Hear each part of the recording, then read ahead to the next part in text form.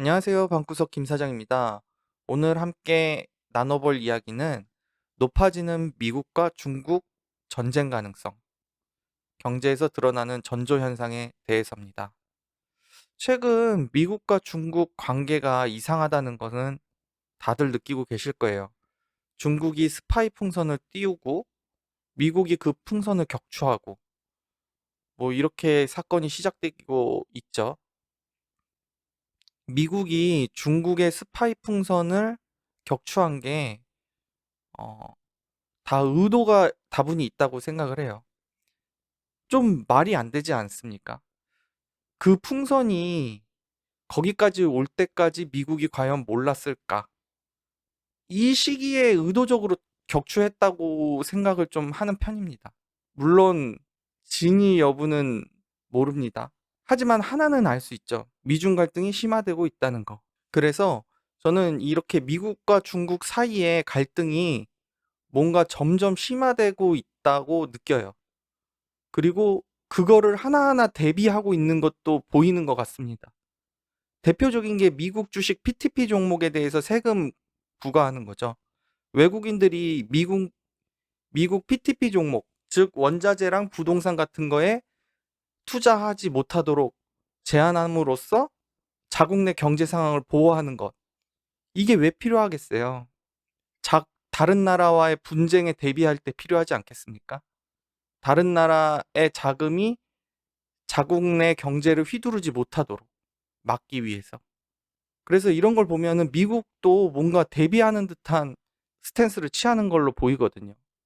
이게 투자 관련된 책을 보면 비슷한 사례가 나오거든요. 전쟁이나 국가적 재난이 일어났을 때 밀 선물에 대한 과도한 투기가 발생하면서 사람들이 비싼 식량 가격으로 고통받는 내용이 나와요. 그러니까 PTP 종목에 대해 세금을 과도하게 부과하는 것도 어찌 보면 이런 걸 방지하기 위해서, 그러니까 외국 자본이 자국 내 밀 선물 가격에 영향을 주는 걸 막기 위해서 이렇게 볼 수도 있는 거죠. 물론 이건 제 생각입니다. 결국 미국이 이러한 투자 제한을 두는 이유는 외국 자본이 자국 내 인플레이션을 키우는 것을 막기 위함이 명백하죠. 게다가 풍선이나 이런 PTP 문제만이 아니라 최근 미국은 중국이 러시아에 무기를 공급했다는 의심을 하고 있는 상황입니다. 물론 진위 여부는 알 수 없지만 개인적으로 중국이 러시아에 무기를 공급했을 확률이 높다고 생각을 해요. 상식적으로. 물론 이건 진위 여부는 모릅니다.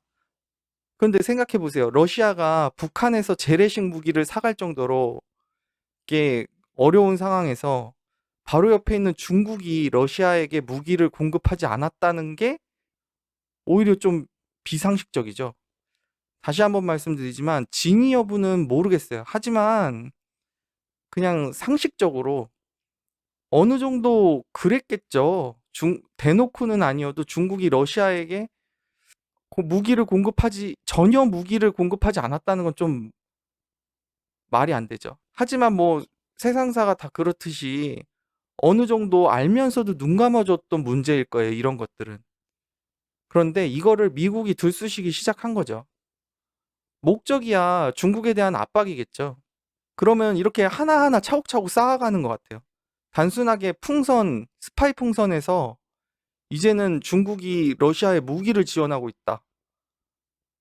이렇게까지 가는 거죠. 이렇게나 미국이 중국을 압박하는데 중국은 과연 그럼 어떤 선택을 할까요? 개인적으로는 3월 1일 날 중국 항생 주가가 폭등했었어요.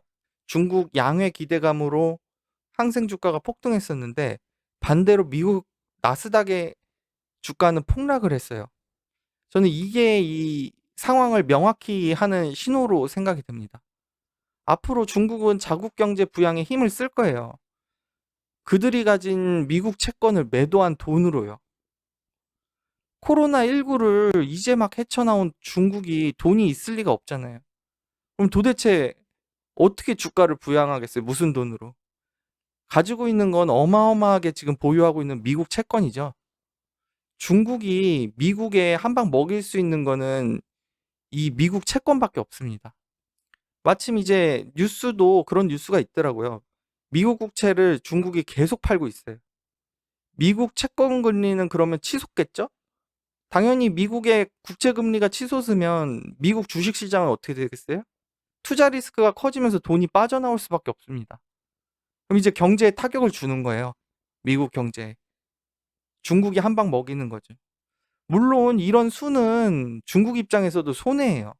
왜 손해냐? 채권 가격이 지금 엄청 떨어져 있는 상황이야. 40년 만에 이렇게 떨어진 적이 없어요. 그러니까 중국 입장에선 비싸게 산 다음 지금 싸게 던지게 되는 거죠. 그러니까 중국도 손해인데 어쩔 수가 없어요. 중국이 지금 재정 상황이 녹록한 상황이 아니거든요. 중국도 부동산 문제로 심각하죠. 중국은 그러면 어찌됐건 미국 채권을 팔아서 생긴 돈으로 뭘 할까요?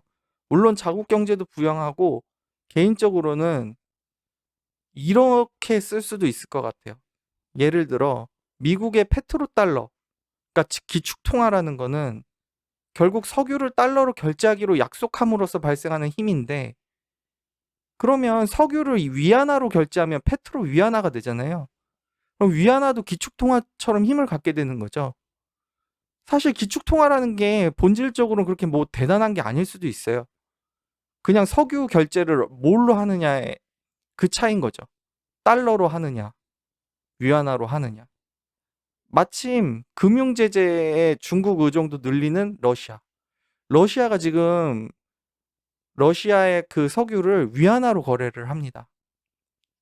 그러면 위안화의 위상이 어떻게 되겠어요? 높아지죠. 이런 것들을 보면 이미 세계가 다시 한번 신냉전 시대를 맞고 있다는 걸 느껴요. 미중 간의 갈등이 만약에 더 커진다. 두 국가를 대신하여 대리전을 치러줄 국가가 분명히 필요합니다. 미국이든 중국이든 절대 자신들의 영토에서 전쟁을 하진 않을 거예요.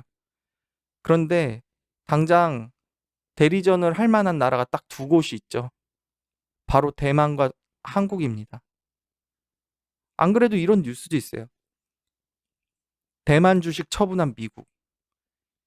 2025년 중국 침공 가능성. 워렌 버핏도 저번 분기에 워렌 버핏이 TSMC를 많이 샀었어요. 그런데 한 분기, 즉 한 3개월 가지고 있다가 거의 이익도 못 보고 팔았습니다. 바로 던졌어요, 워렌 버핏이. 여러분들도 아시다시피 워렌 버핏은 한 번 사면 오래 보유하는 가치 투자자죠. 이런 워렌 버핏이 TSMC를 던졌다. 그것도 한 분기 만에. 물론 앞으로 미래는 누구도 알 수가 없죠. 제가 좀 비관적으로 생각하는 걸 수도 있어요. 하지만 이렇게 뉴스들이 있다는 거, 이거는 사실입니다. 미국이 PTP 종목에 한해서 세금 폭탄을 하면서 외국 자본이 자국 내에 경제를 교란하지 못하도록 방어막을 치고 있고, 스파이 풍선부터 시작해서 러시아에 무기 지원하지 않았느냐 하면서 중국을 압박하고 있고, 중국은 미국 국채를 팔고 있고, 러시아는 위안화로 석유를 팔고 있고, 대만 주식을 처분하고 있고, 이런 것들이 하나하나 쌓여가고 있으니까 투자자 여러분도 이런 뉴스들 체크하시고 만약을 대비하시는 것도 필요하겠습니다. 그럼 다음 시간에도 돈 되는 이야기로 찾아뵙겠습니다. 감사합니다.